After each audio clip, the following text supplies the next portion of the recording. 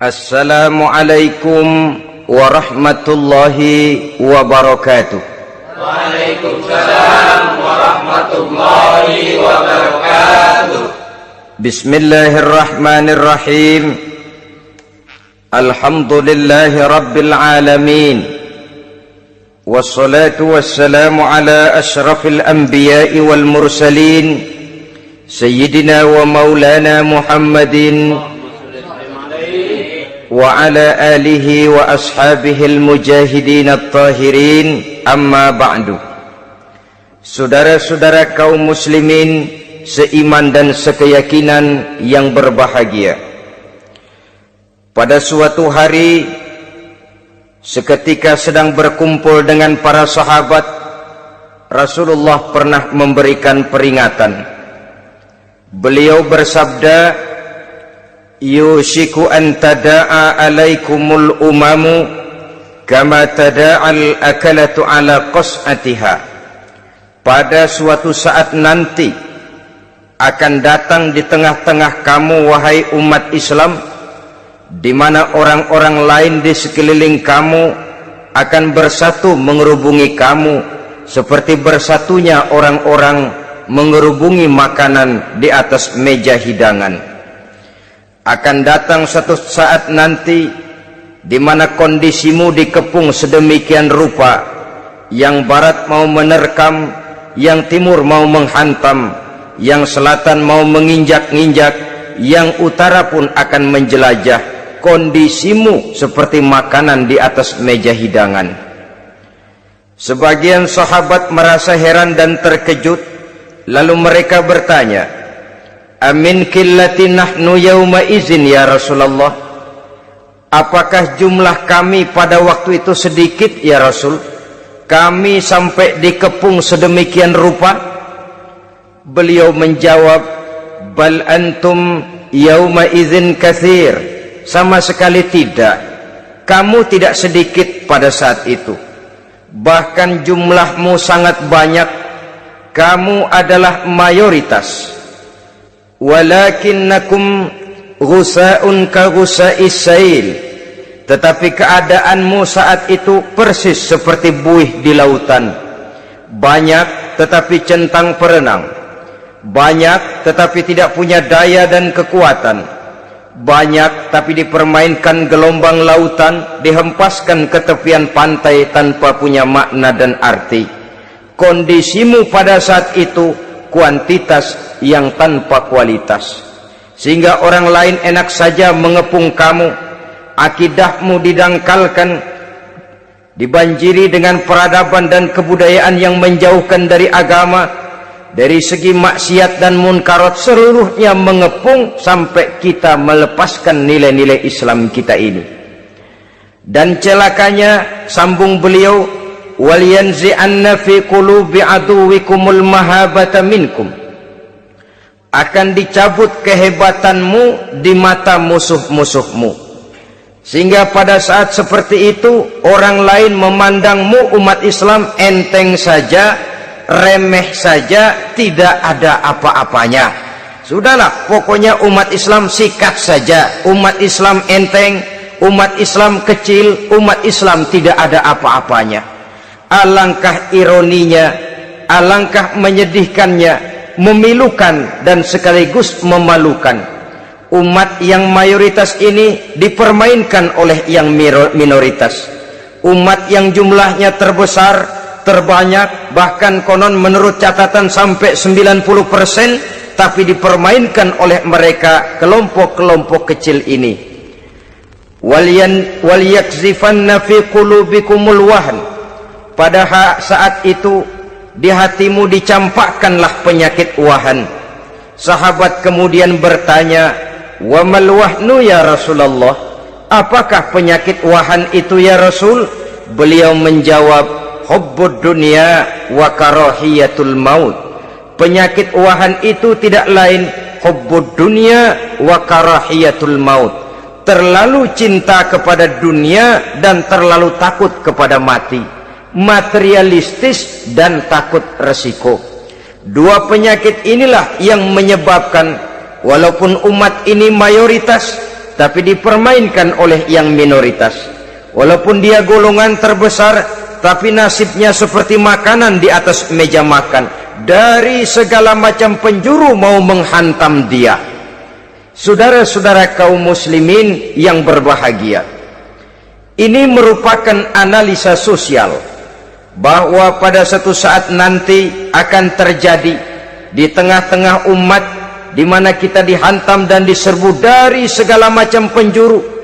Akidah didangkalkan, peradaban dan kebudayaan dirusak, makanan dan minuman diracuni, pakaian ditelanjangi dan lain sebagainya, sampai kita melepaskan nilai Islam yang kita cintai ini. Kondisi sosial ini satu saat akan datang kepada kita. Demikian analisa dan peringatan dari Rasulullah sallallahu alaihi wasallam. Marilah sekarang kita melihat, adalah benar bahwa di zaman sekarang kita insya Allah tidak akan mengalami perang Badar sehebat yang pernah dialami oleh Rasul dan para sahabatnya. Tetapi sesungguhnya perang yang kita hadapi di zaman sekarang ini tidak kalah hebatnya dengan perang Badar, tidak kurang dahsyatnya dengan perang Uhud, tidak kurang ngerinya dari perang Khandaq. Hanya saja yang kita hadapi sekarang ini bukan ujung pedang, bukan ujung tombak, bukan ujung panah. Yang kita hadapi sekarang ini adalah perang akidah, perang ideologi, perang mempertahankan keyakinan.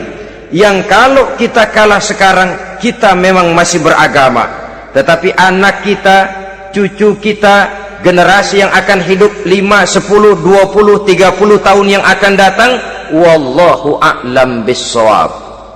Islam, saudara-saudaraku, tidak mungkin hilang dari dunia, tetapi tidak mustahil Islam gulung tikar dari desa kita, tidak mustahil Islam gulung tikar dari kampung dan kota kita, jikalau kita tidak menjaganya, jikalau kita tidak memeliharanya, bahkan jikalau kita tidak mewariskannya kepada anak-anak kita, generasi yang akan datang. Marilah kita mengingat sejenak bagaimana Islam di Spanyol yang pernah jaya, pernah mewarnai daratan Eropa, dan yang sekarang hanya sekedar tinggal ceritanya saja. Ini pernah diperingatkan oleh Rasul dalam satu hadis, sayati ala ummati zamanun la yabqal Islam illa ismun wala minal Quran illa rasmun. Akan datang satu masa di tengah umatku di mana pada masa itu Islam ada tapi hanya tinggal sekedar namanya saja, dan Quran pun ada tapi cuma sekedar tinggal tulisannya saja. Apabila kita tidak mewariskan ini kepada generasi yang akan datang, maka serbuan-serbuan dari berbagai macam penjuru dari hari ke hari semakin kita rasakan kehebatannya.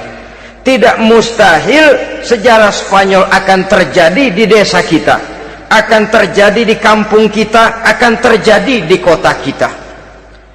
Orang Spanyol kalau mereka cerita kepada anaknya, mereka akan cerita, nak, di sini dulu ada masjid. Kapan Pak? Dulu bener dah. Banyak orang Islam kalau hari Jumat pada sembahyang, kapan itu Pak? Dulu sekali. Sekarang cuma sekedar tinggal ceritanya saja. Bukankah sesuatu yang sangat tidak mustahil apabila kita tidak menjaga dan mewariskan Islam ini kepada generasi yang akan datang, maka serbuan-serbuan akan membawakan hasil yang diinginkan oleh para penyerbu itu tadi. Kita sudah menjadi umat yang mayoritas, tetapi umat yang mayoritas ini menurut Rasul dikepung sedemikian rupa, akidahnya didangkalkan, peradaban dan kebudayaannya ditekan sedemikian rupa, kehidupan sosialnya dibuat individualis, kemudian dari segi pergaulan, pakaian, makanan, minuman dan sebagainya diracuni, sampai dia tidak lagi berpegang teguh kepada agamanya. Dan dikala itu hilang kehebatan umat ini di mata musuh-musuhnya. Orang lain memandang kita ringan saja, enteng saja, satu umat yang sudah kehilangan wibawa. padahal konon kabarnya kita mayoritas, tapi enak saja dikutak-kutik orang lain. Dan dikala itu di hati kita merajalela penyakit uahan. Penyakit uahan itu apa? Pertama, hubbud dunia, terlalu cinta kepada dunia. Terlalu cinta kepada dunia yang menyebabkan kita lupa akan tanggung jawab dan kewajiban, lupa meneruskan dan mewariskan Islam kepada generasi yang akan datang.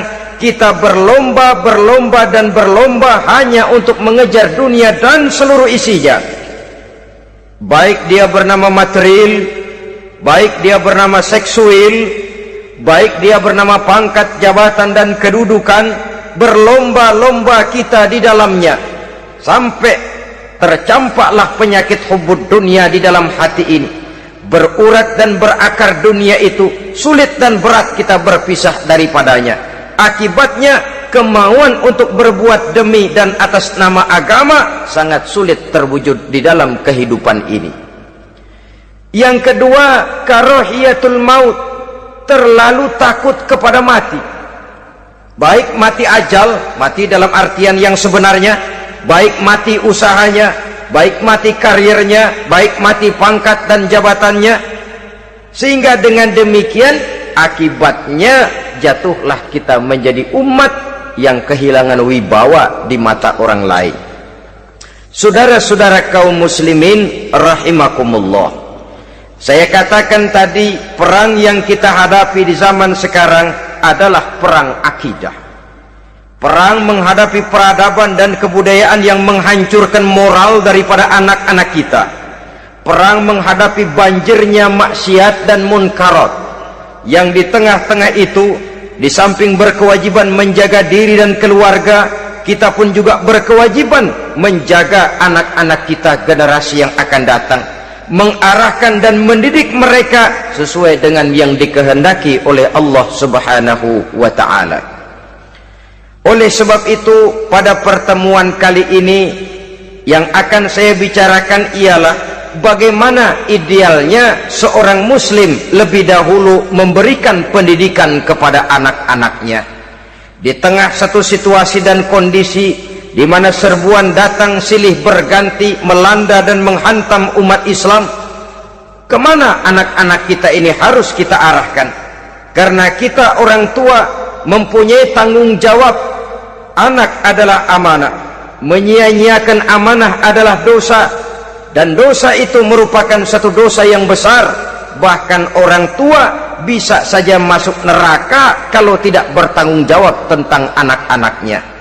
Satu riwayat menjelaskan, ada orang soleh, ngajinya cukup, sholatnya cukup, puasanya cukup, zakatnya cukup, di mana ada majelis taklim hadir, baca Quran hobi, fitnah orang tidak pernah.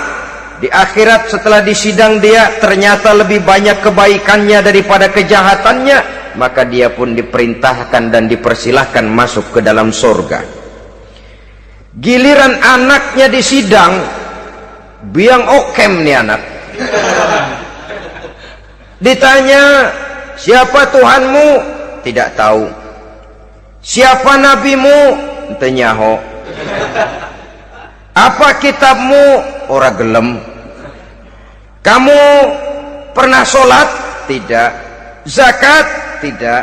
Puasa? Tidak. Judi? Hobi. Zina? Tiap malam. Mabuk? Berat. Wah, brengsek kamu. Kebaikan tidak ada barang sedikit pun, sementara kesalahan dan dosa berlipat ganda. Kamu neraka. Anak ini protes. Benar, saya tidak kenal siapa Tuhan saya. Saya tidak tahu siapa Nabi saya. Saya tidak tahu kitab suci dan kiblat saya. Saya tidak sholat, tidak zakat, tidak puasa. Tiap malam saya judi, saya zina, saya mabuk. Tapi saya kerjakan semua itu karena saya tidak tahu dan orang tua saya tidak pernah memberitahu saya. Dia enak-enakan hadir di majelis taklim, saya nyekek botol, didiemin saja. Dia enak-enakan baca Quran, saya zina, didiamkan saja. Saya bukan tidak mau, orang tua saya sama sekali tidak pernah mendidik saya, dia mau benar sendiri. Maka kalau sekarang saya harus masuk ke dalam neraka, saya menuntut agar orang tua saya ikut sama-sama bergabung dengan saya ke dalam neraka. Gara-gara dia tuh saya jadi begini.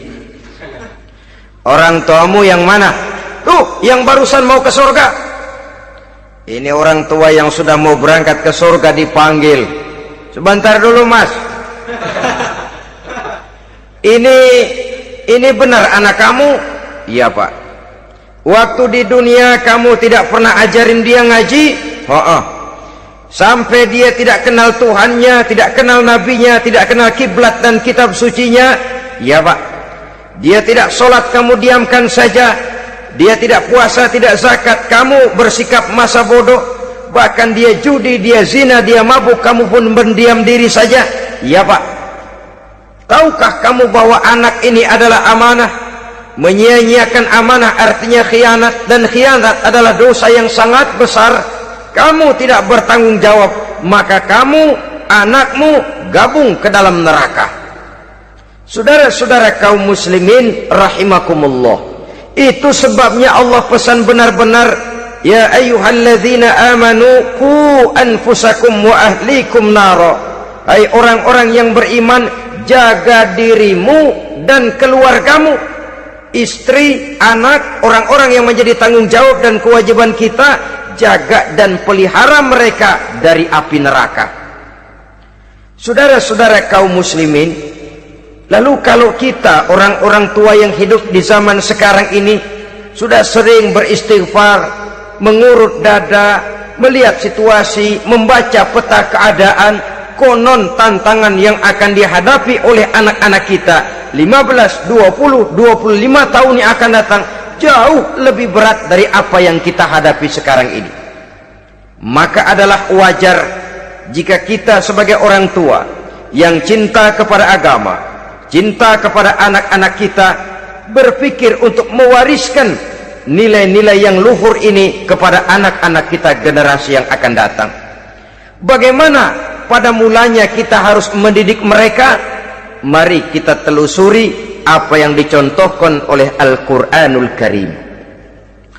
Orang-orang tua bijaksana yang diceritakan dalam Al-Quran, kalau sudah berpikir tentang anak-anaknya generasi yang akan datang, pendidikan pertama yang diberikan kepada anaknya ternyata adalah persoalan akidah. Nabi Ibrahim, pertanyaan yang paling merisaukan beliau buat anak cucunya ialah, ma ta'buduna min ba'di.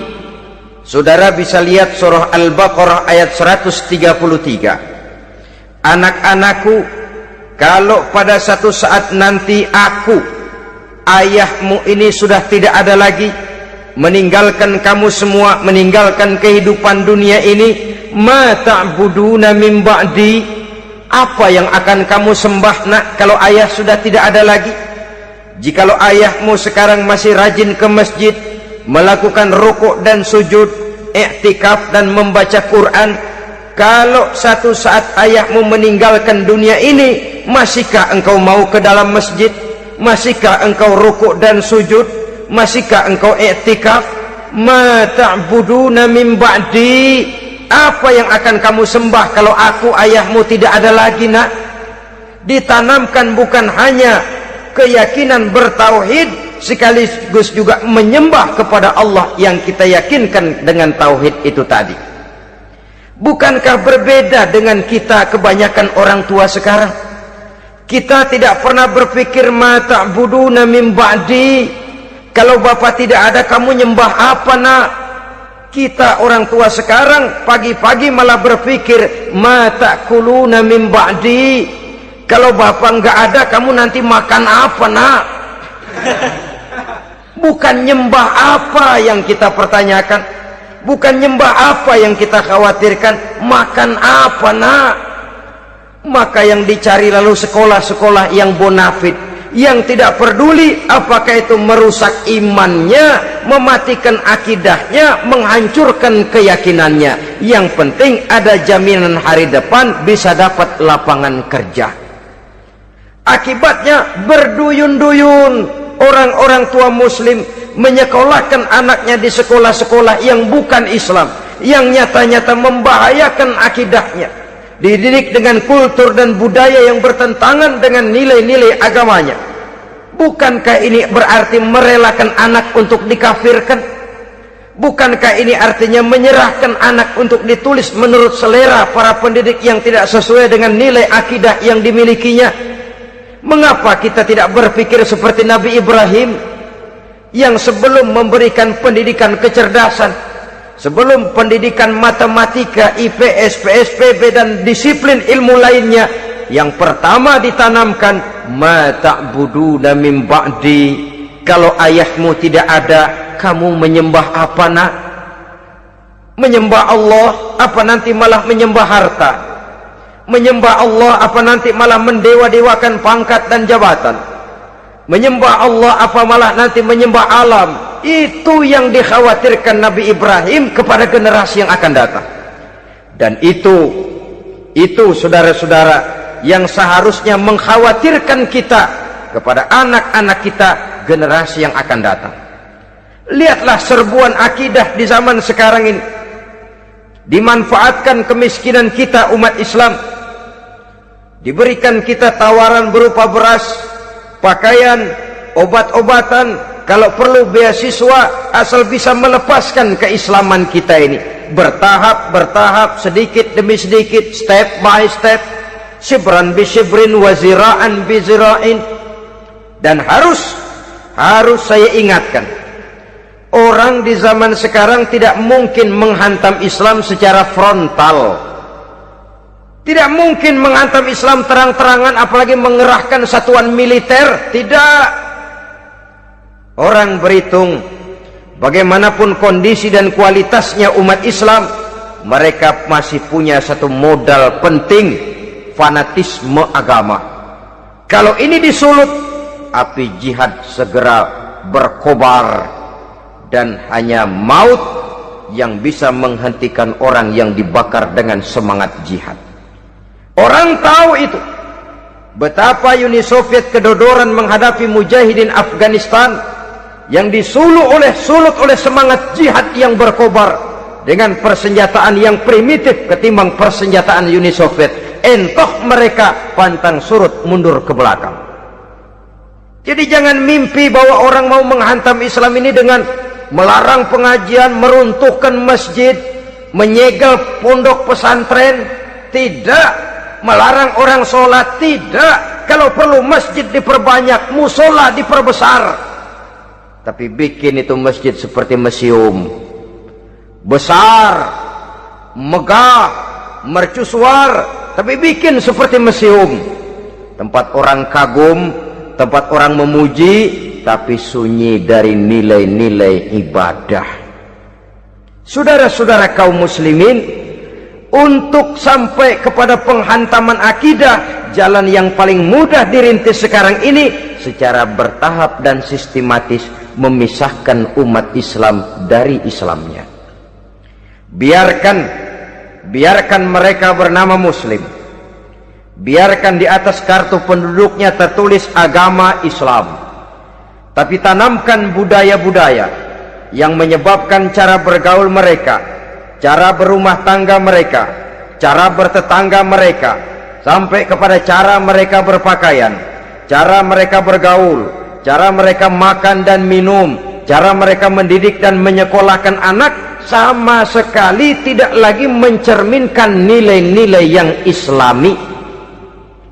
Itu sudah satu usaha yang paling praktis, memisahkan umat Islam dengan Islamnya. Kalau sadarlah kita ke arah ini usaha orang di zaman sekarang, maka yang harus pertama kita tanamkan kepada anak-anak kita, didik mereka dengan jiwa tauhid yang mengkristal di dalam batinnya, meresap sampai ke tulang sumsumnya, yang tidak akan sampai pun nyawa berpisah dari badannya, akidah itu tidak akan berpisah dari hatinya.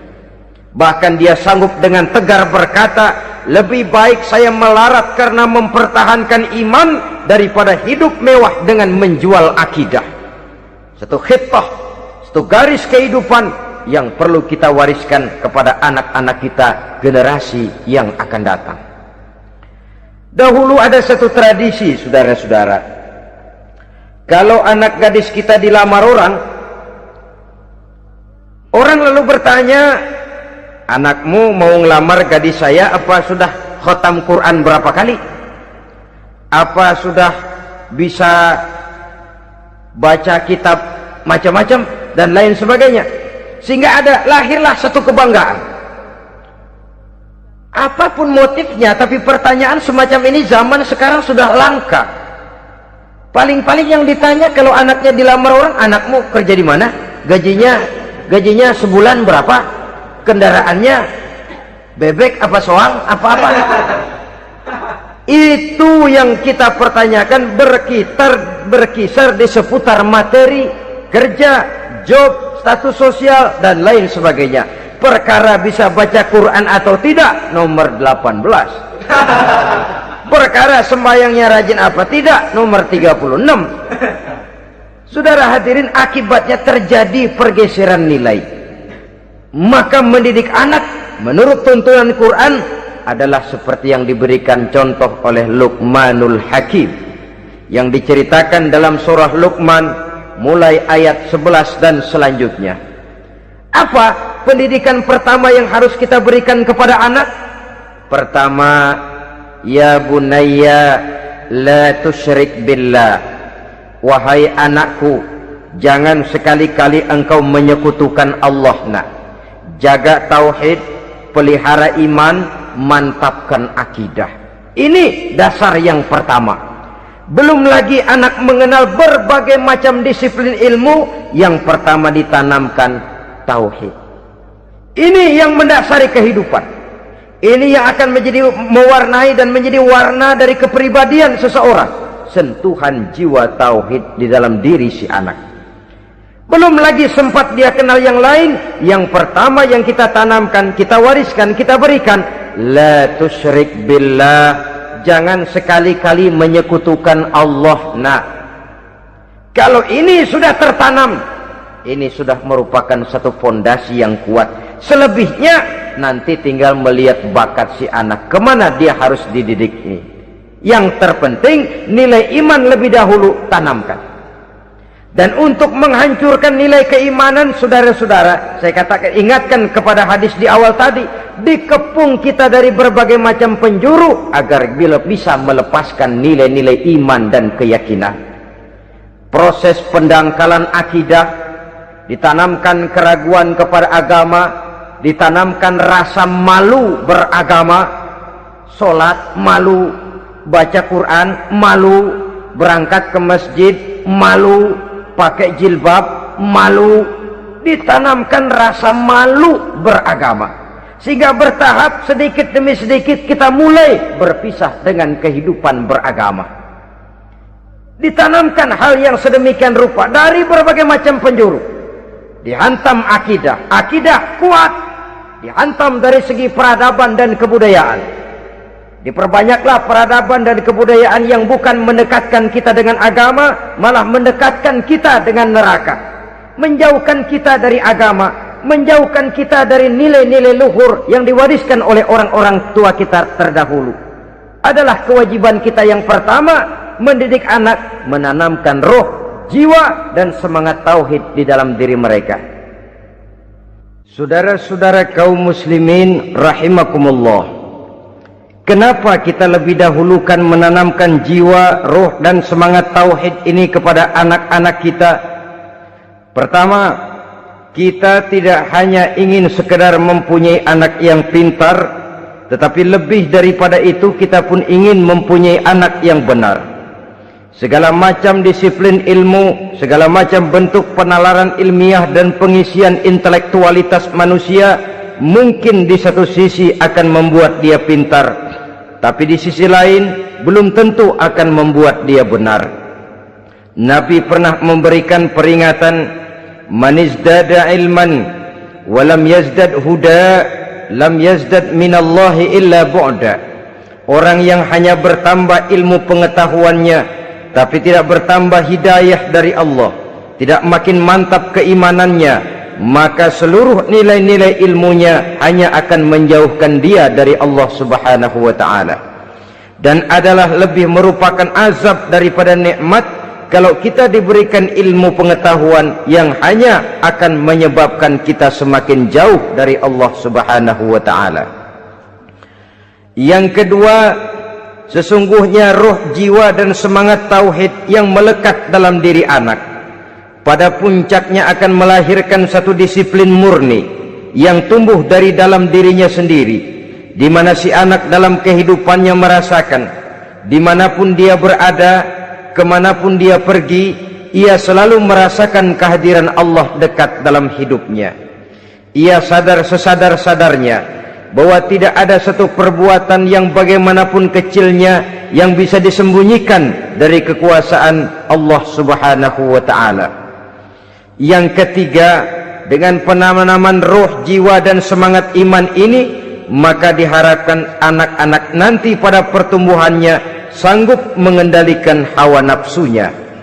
Dengan kata lain, bahwa penanaman jiwa tauhid, penanaman roh dan semangat keimanan ini merupakan kondisi dasar yang harus dilakukan sebelum yang lain-lainnya. Kemudian pendidikan kedua yang diberikan oleh Al-Quran melalui contoh dan model dengan Luqmanul Hakim ini, setelah menanamkan tauhid, ditanamkanlah kepada si anak ini rasa hormat kepada orang tuanya. Wa wassaynal insana biwalidayhi, dan kami wasiatkan kepada manusia untuk berbakti kepada ibu bapaknya.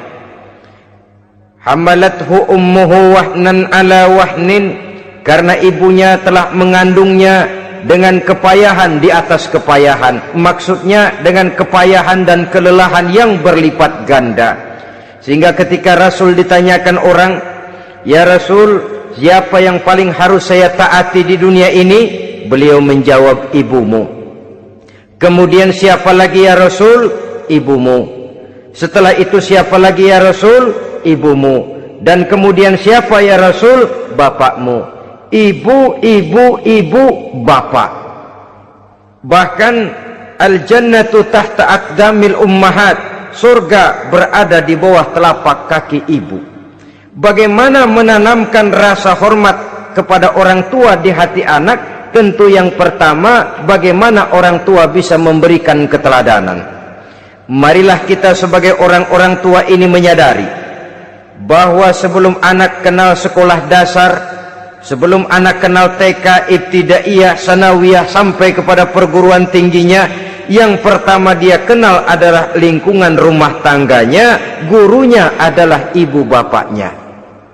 Di sini berlakulah apa yang dinamakan keteladanan.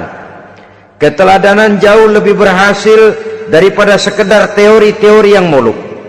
Keteladanan jauh lebih berhasil daripada berbagai macam indoktrinasi dan penataran. Kurangnya keteladanan akan menyebabkan anak mencari pola. Apabila kita orang tua ini tidak bisa memberikan keteladanan yang baik kepada anak-anak kita, maka pada suatu saat anak-anak akan menganggap enteng dan kehilangan wibawa kita sebagai orang tua di mata mereka. Dikala itu akan sangat sulit kita membentuk kepribadian mereka. Bukankah di zaman sekarang ini kita banyak mengalami krisis wibawa, krisis figur? Ada yang karena rapotnya merah melulu, gurunya dikeroyokin. Pak guru pulang sekolah dicegat. Bahkan nyaris ada orang tua pernah dibunuh oleh anaknya sendiri, dan lain sebagainya. Kasus-kasus yang sebenarnya tidak perlu terjadi, karena memang bukan saja bertentangan dengan nilai budaya kita sebagai bangsa, tapi juga bertentangan dengan ajaran agama kita sendiri. Krisis wibawa, krisis figur, yang juga akibatnya harus kita sadari banyak faktor yang membentuk kepribadian anak. Pergaulannya, yang dibacanya, yang ditontonnya, yang disaksikannya di dalam kehidupan. Benar kita menyekolahkan mereka, tapi berapa jam mereka di sekolah? 6 jam, 7 jam paling lama. Sedangkan mereka hidup satu hari satu malam 24 jam. Kalau cuma 7 jam di sekolah, ini berarti lebih banyak dia di luar sekolah. Dan di luar sekolah itu artinya ya rumah tangganya, ya temannya, ya lingkungan di mana dia tinggal, yang seluruhnya sangat besar pengaruhnya dalam ikut membentuk kepribadian anak-anak kita. Saya katakan tadi, di samping kita menghadapi perang akidah, kita pun berhadapan di dalam perang menghadapi peradaban dan kebudayaan yang bukan saja menjauhkan kita dari agama, tetapi sanggup menghancurkan moral daripada anak-anak kita. Secara pribadi, saudara-saudara, saya iri, saya kagum misalnya dengan kemajuan yang diperoleh oleh negara tetangga kita, Jepang misalnya. Padahal tahun 45 ia pun hancur lebur oleh meledaknya atom di Hiroshima dan Nagasaki. Tapi bagai satu tenaga raksasa kemudian Jepang bangkit menjadi satu negara superpower di Asia. Bahkan gurunya saja Amerika sekarang ini kewalahan menghadapi perang dagang dengan Jepang ini. Dan yang menarik, Jepang bisa maju dan modern dengan tetap menjadi Jepang, tanpa harus kehilangan identitasnya sebagai satu bangsa, tanpa harus kehilangan kepribadiannya sebagai satu bangsa. Sebagai negara yang sedang berkembang, kita sering latah. Kita ingin meniru Barat, tapi bukan teknologinya, westernisasinya yang kita tiru. Bukan isinya, kulitnya yang kita ambil. Akibatnya apa? Modernnya belum, orangnya sudah Barat. Bergaulnya sudah cara Barat, berumah tangganya sudah cara Barat, berpakaiannya sudah cara Barat, mendidik anaknya sudah cara Barat. Di mana ketemu orang tua cukup hello daddy. Kulitnya kita ambil, sementara isinya kita campakkan. Ironi dan menyedihkan. Padahal kita sesungguhnya bisa maju dan modern, bisa mengejar segala ketinggalan dan keterbelakangan kita, dengan tetap menjaga nilai-nilai luhur budaya kita sebagai satu bangsa, mengambil isinya, dan kalau memang tidak perlu lalu mencampakkan kulitnya. Pengaruh peradaban dan kebudayaan yang menghancurkan moral daripada anak-anak kita oleh pesatnya arus teknologi, oleh pesatnya arus komunikasi, di mana hal-hal yang terjadi di belahan dunia lain dapat kita saksikan hari ini juga melalui layar televisi, yang terjadi di Amerika, di Eropa, di Afrika, di ujung dunia yang paling ujung sekalipun. Di ujung dunia yang paling ujung, hari ini kejadian, hari ini sudah bisa kita saksikan. Pesatnya arus komunikasi, kalau jatuh ke tangan anak-anak kita yang belum mempunyai filter, daya saring positif, akan dicerna oleh mereka tanpa memilah dan memilih. Akibatnya, orang kampung bilang kelolodan. Makan nggak dikunyah lagi. Tentu saja akhirnya kelolodan, dan kalau sudah kelolodan menyusahkan kita seluruhnya. Oleh karena itu budaya menghormati orang tua perlu dijaga, perlu dipelihara dan diwariskan kepada anak-anak kita. Tali silaturahmi sehingga ada respeknya kepada orang tuanya. Jangan bapaknya dianggap CS, ibunya dianggap CS, kakeknya dianggap CS. Hilang rasa respek, hilang rasa menghormati. Sementara orang tua sendiri tidak bisa memberikan keteladanan, kurang mendapat perhatian dan lain sebagainya. Apalagi kalau baik ibu maupun bapak adalah orang-orang karier yang setiap hari sibuk menghadapi tugas masing-masing. Bapak sibuk rapat, pindah kantor sana kantor sini, ibu sibuk arisan, besarlah anak-anak di tangan pembantu dan lain sebagainya, sehingga dia merasa kurang mendapat perhatian, dan ini akan ikut membentuk warna dari kepribadian yang dimilikinya. Sampai kepada pelosok-pelosok desa, jaringan televisi memang menguntungkan, Tapi kalau sudah sampai kepada menayangkan budaya-budaya yang tidak sesuai dengan pola di mana mereka tinggal, pola lingkungannya, dan ingin mereka terapkan dalam kehidupan, ironi dan menyedihkan. Maka sering dikatakan, jikalau ABRI masuk desa, rakyat beruntung. Jikalau listrik masuk desa, rumah jadi terang. Jikalau koran masuk desa, rakyat jadi cerdas. Jikalau hakim masuk desa, rakyat lalu sadar hukum.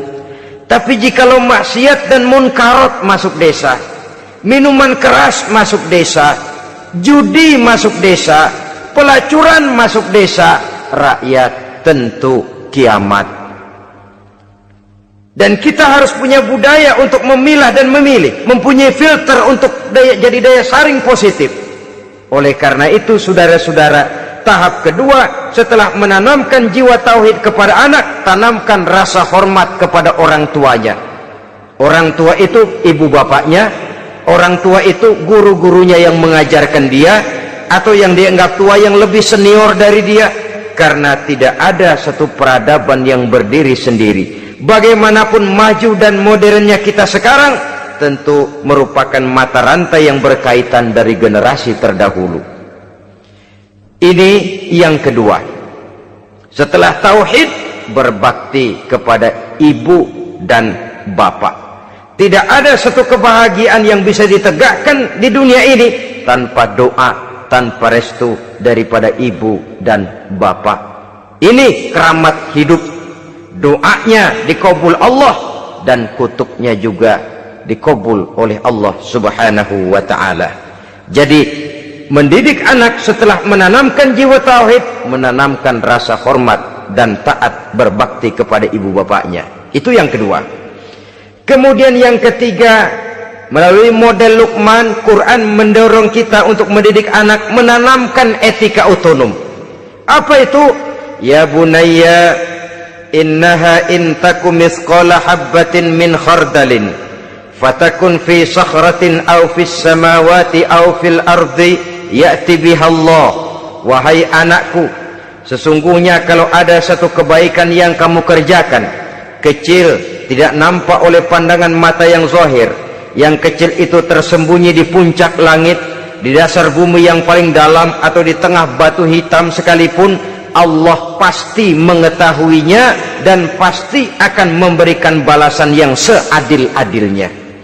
Pendidikan apa ini? Pendidikan moral, menanamkan etika otonom. Nah, kau berbuat baik jangan karena dilihat orang. Kau tidak mau melakukan kejahatan jangan cuma karena ada polisi. Kalau ada polisi kau tidak mau jahat, kucing juga begitu. Coba lihat kucing, taruh ikan asin di piring kaleng, tongkrongin, aduh kucing kalem, sopan, tenang. Sedikit kita lengah, habis ikan digarap. Tapi ditanamkan satu kesadaran, kemanapun kau pergi, nak, apapun yang kau kerjakan, tersembunyi di tengah batu, di dasar bumi, di puncak langit, Allah pasti tahu. Dalam bahasa yang ringan, nak, kita ini diawasi oleh dua hiperkomputer yang maha sensitif, produksi langit, mereknya Rokib dan Atid. Itu komputer yang sangat peka dan sensitif. Jangankan kita berbuat, kita berniat baik saja, komputer sudah nyatat sendiri. Inilah yang orang sekarang namakan waskat, nah, pengawasan malaikat. Kalau hidup sudah merasa diawasi oleh malaikat, waskat berhasil. Tapi kalau waskat sudah diawasi malah nekat, itu yang gagal. Atau yang diawasi dan yang mengawasi sama-sama sepakat, nah, itu juga bisa cincai. Saudara-saudara kaum muslimin rahimakumullah, waskat dalam pengertian kita muslim, bagaimana hidup ini merasakan diawasi oleh malaikat. Intelektualitas yang tinggi sekalipun, IQ yang nilainya plus sekalipun, disiplin ilmu yang bagaimanapun banyak yang memenuhi benak kita, tanpa diiringi oleh etika otonom, orang sering mencari celah dan kesempatan. mencari celah dan kesempatan. Tapi kalau sudah merasa kemanapun saya pergi, dimanapun saya berada, kebaikan bagaimanapun sekecilnya saya lakukan, toh Allah pasti akan memberikan balasan. In khairan fa khairun, wa in syarran fa syarrun. Jikalau baik, baik balasan yang kita terima. Jikalau jahat, jahat kejahatan yang kita terima. Kalau sudah ke arah ini kita berpikir, maka sesungguhnya kalau kita berbuat baik kepada orang lain, hakikatnya kita sudah berbuat baik kepada diri kita sendiri.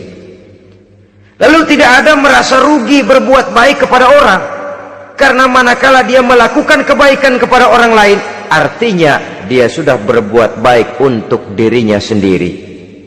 Jadi setelah tauhid, kemudian berbakti kepada ibu bapak, yang ketiga baru pendidikan tentang akhlak, tentang moral. Pola ini yang sering terlupakan oleh kita, bahwa bagi kita itu pendidikan tidak lain upaya mencerdaskan otak anak. Jangan sampai sebab ini kelihatannya pembangunan makin maju, persaingan hidup makin tajam, tensi ekonomi semakin tinggi, sementara jumlah tenaga kerja dengan lapangan kerja yang tersedia jauh dari mencukupi. Jikalau tidak membekali anak dengan pendidikan yang menunjang lapangan pekerjaan, orang tua khawatir, takut sekali anaknya jadi gelandangan. Dikhawatirkannya kehidupan dunia ini, sementara dia lupa kalau anaknya bisa jadi gelandangan di akhirat.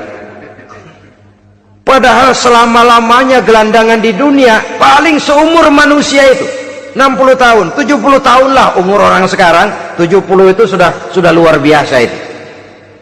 Tapi kalau harus menggelandang di akhirat, menjadi gelandangan di akhirat, alangkah menyedihkannya. Apakah akan kita korbankan satu kehidupan yang langgeng, abadi, cuma karena tertipu oleh fata morgana dan kamuflase? Kita korbankan yang sedikit, kita korbankan yang besar karena kita memilih yang sedikit. Dalam bahasa Al-Quran memang pernah diceritakan hidup ini hakikatnya perlombaan, saudara-saudara. Perlombaan. Dan di dalam perlombaan itu ada yang menang, ada yang kalah. Al-Quran lalu memberikan peringatan, Alhaakumut takatsur, kamu telah lalai karena berlomba-lomba memperbanyak harta, mempertinggi pangkat dan kedudukan, hatta zurtumul maqabir, sampai kamu akan masuk ke liang kubur baru sadar. Apalagi kalau napas sudah sampai di tenggorokan, persis Fir'aun sudah tenggelam di lautan merah, mau mampus, baru dalam sekaratnya amantu birabbi Musa wa Harun. Kalau begini caranya, saya juga percaya kepada Tuhan Musa dan Harun, percaya kepada Allah. Sudah mau mati, baru amantu birabbi Musa, kami percaya kepada Tuhan Nabi Musa, kata Fir'aun. Malaikat maut kesal benar, dilelepin terus di laut, mampus terus sekalian. Hidup ini memang kita berlomba dengan waktu, berlomba dengan umur, berlomba dengan tenaga, berlomba dengan tetangga. Yang jangankan kita sampai mundur, berhenti saja sejenak, kita akan ditinggalkan oleh yang lain. Tiada kata mundur, bahkan tiada kata berhenti. Sekali kita melangkah, melangkahlah terus. Tapi berlombalah seperti yang dikehendaki Quran, fastabiqul khairat, berlomba-lombalah di dalam kebajikan. Jangan berlomba-lomba di dalam kemaksiatan, kemunkaran, kejahatan. Berlombalah dalam urusan kebaikan. Saudara-saudara kaum muslimin rahimakumullah, tauhid, berbakti kepada ibu bapa, kemudian pendidikan tentang moral.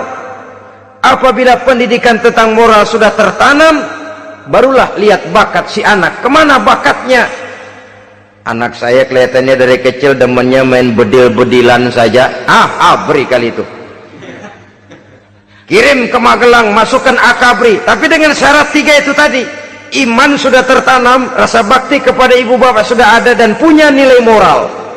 Sehingga boleh jadi nanti dia menjadi jenderal yang beriman, yang berbakti kepada ibu bapaknya, dan punya moral yang tinggi.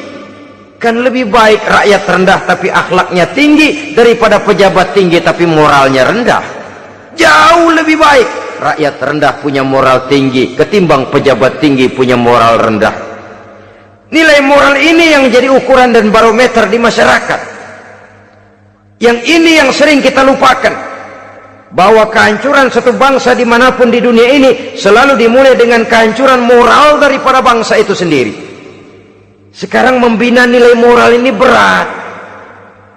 Gadis kita, remaja, putri diberikan pakaian jilbab, mungkin dia sendiri masih setengah-setengah, ditambah lagi oleh ledekan temennya.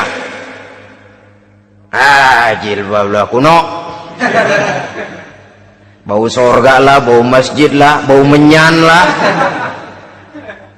Ditanamkan rasa malu untuk hidup dekat dengan agama. Kalau moral semacam ini sudah tertanam, sedikit demi sedikit kita mulai mengucapkan selamat tinggal kepada agama. Dan kemalangan apa yang lebih malang kalau kita sudah jauh dari agama ini? Bukankah Islam telah menyelamatkan manusia dari penyakit jahiliyah dan membawanya kepada satu kehidupan yang maju dan modern? Kalau kita tinggalkan Islam ini, bukankah artinya kita akan kembali kepada satu zaman jahiliyah? Hanya saja jahiliyah itu berada di abad modern, versinya tentu lebih modern. Kalau zaman jahiliyah dulu mabuknya pakai arak, zaman sekarang sudah macam-macam orang bisa mabuk. Kalau zaman jahiliyah dulu anak perempuan dikubur hidup-hidup, zaman sekarang kadang-kadang belum sempat lahir ke dunia malah sudah dibunuh lebih dahulu. Versinya saja yang berbeda. Kalau di zaman jahiliyah dahulu manusia menyembah batu yang bernama Latta, Uzza, Manat dan Hubal, di zaman jahiliyah modern sekarang ini orang sering menyembah kepala bagiannya, sering menyembah atasannya, sering menyembah komputer, sering menyembah teknologi modern yang lebih diyakininya daripada Allah sebagai keyakinan sentral di dalam hidupnya. Saudara-saudara kaum muslimin rahimakumullah. Jadi yang ketiga, nilai moral yang ditanamkan kepada anak-anak kita supaya dia bisa menghadapi tantangan-tantangan hidup yang semakin berat ini dengan tetap berpegang teguh kepada nilai-nilai moral yang diwarnai oleh jiwa keimanannya yang bersumber dari ajaran agamanya. 3. Kemudian yang keempat, barulah tatanan kehidupan sehari-hari. Apa kata Luqman? Ya bunayya aqimis sholah. Setelah bertauhid, berbakti kepada ibu bapak, punya nilai moral. Ya bunayya aqimis sholah, nak dirikan sholat. Rumah tangga muslim, anak berumur 7 tahun sudah berani meninggalkan sholat, kata Nabi, pukul. Bukan untuk menyakiti, untuk mendidik, karena sayang kepada anak. Saudara-saudara, kita khawatir betul kepada anak. Kalau dia pulang dari sekolah, buru-buru kita sebagai orang tua bertanya, sudah makan nak? Sudah istirahat nak? Tapi jarang kita sebagai orang tua melontarkan, sudah sholat nak? Bahkan kita bisa memberikan sugesti kepada anak. Nah, kalau kau naik kelas 1 sampai naik ke kelas 2, bapak beliin sepeda. Tamat SD nak, motor. Tamat SMP nak, ke Bali kita. Tamat SMA nak, Singapura. Saudara-saudara, tapi kalau untuk urusan sholat misalnya, kita tidak pernah memberikan sugesti kepada anak-anak kita. Nah, kalau kau hafal Fatihah lengkap dengan artinya, bapak beliin sepatu. Nah, kalau kau bisa sholat dengan baik, cukup syarat rukunnya, bapak beliin sepeda. Ada rangsangan, ada sugesti yang membuat anak lebih tergerak untuk hidup dalam suasana keagamaan. Ya bunayya aqimis sholah, nak dirikan sholat. Sebab ini sandaran vertikal yang paling langsung antara manusia dengan Tuhannya. Menyadari bahwa sepanjang yang bisa dilakukan oleh manusia hanyalah berusaha dan berusaha, dan kepastian sepenuhnya ada di tangan Allah. Dengan solat kepribadianmu diperteguh, dengan solat sandaran vertikalmu kepada Allah diperkuat, dan pada waktunya nanti Al-Quran memberikan bimbingan, hendaklah minta tolong kepada Allah dengan sabar dan tetap mendirikan solat. Ya bunayya aqimis sholat. Setelah itu wa'mur bil ma'rufi wanha 'anil munkar. Tegaklah membina yang ma'ruf, tegaklah mencegah yang munkar. Ini sikap hidup sudah. Solat tadi tugas hidup. Lalu sikap hidup tampil di tengah masyarakat, membina yang ma'ruf, mencegah yang munkar sesuai dengan kesanggupan masing-masing. Bukankah setiap kita kepingin punya anak yang bermanfaat, setidaknya bagi keluarganya, syukur kalau bisa bagi lingkungannya, bagi masyarakat, bangsa dan negaranya. Dan satu di antara tanda orang yang bermanfaat, kalau dia bisa hidup menjadi penganjur yang ma'ruf dan pencegah yang munkar. Dan itu kalau tidak ada hidayah, sulit orang mau melaksanakan itu. Sebab apa? Ada kecenderungan belakangan ini di mana agama dianggap urusan pribadi. Sehingga orang lalu sering bilang, jangan bawa-bawa agama dah, itu kan bukan urusan agama. Ini sudah ciri berpikirnya sekuler. Jangan bawa-bawa agama. Agama urusan pribadi, artinya orang mau sholat mau enggak jangan bilang apa-apa dah, urusan dia sendirian. Dia mau puasa dia enggak, merdeka saja, urusan pribadi. Agama bukan persoalan pribadi. Apalagi jika sudah menyangkut amar ma'ruf dan nahi munkar, siap menegakkan yang baik, mencegah yang munkar untuk tegaknya satu masyarakat yang diwarnai oleh kebaikan dan terhindar dari segala macam kejahatan. Dan terus ayat-ayat selanjutnya mencerminkan sikap hidup. Namun yang intinya cara mendidik anak yang baik yang dicontohkan oleh Al-Quran dengan Luqmanul Hakim sebagai model. Pertama, tanamkan tauhid. Yang kedua, tanamkan rasa hormat dan berbakti kepada ibu bapaknya. Yang ketiga, tanamkan moral, nilai akhlak yang tinggi. Setelah itu yang keempat, biasakan hidup dalam suasana keagamaan. Kontrollah sholatnya, kontrollah baca Qur'annya, kontrollah puasanya di bulan Ramadan. Ajaklah anak-anak sholat berjamaah, sehingga dengan demikian dia terbiasa oleh satu suasana yang mendekatkan dia dengan nilai agamanya. Dari sana diharapkan nilai-nilai ilmu yang didapatnya dari bangku sekolah akan menciptakan keseimbangan dengan yang ditanamkan oleh orang tuanya dalam bentuk yang dijelaskan oleh surah Luqman itu tadi. Sehingga apabila keseimbangan ini terwujud, akan menjalin keseimbangan dalam pola berpikir, dan keseimbangan dalam pola berpikir akan melahirkan keseimbangan dalam perbuatannya. Terwujudlah kita harapkan insan yang fid dunya hasanah wa fil akhirati hasanah. Inilah harapan kita semua. Mudah-mudahan Allah memberikan kekuatan kepada kita untuk mewariskan nilai-nilai yang baik kepada generasi yang akan datang, sehingga esok harus lebih baik daripada hari ini, dan lusa harus lebih baik daripada hari esok. Terima kasih atas perhatian saudara. Mohon maaf atas segala kekurangan. Usikum wa nafsi bitaqwallah. Wassalamualaikum warahmatullahi wabarakatuh. Waalaikumsalam warahmatullahi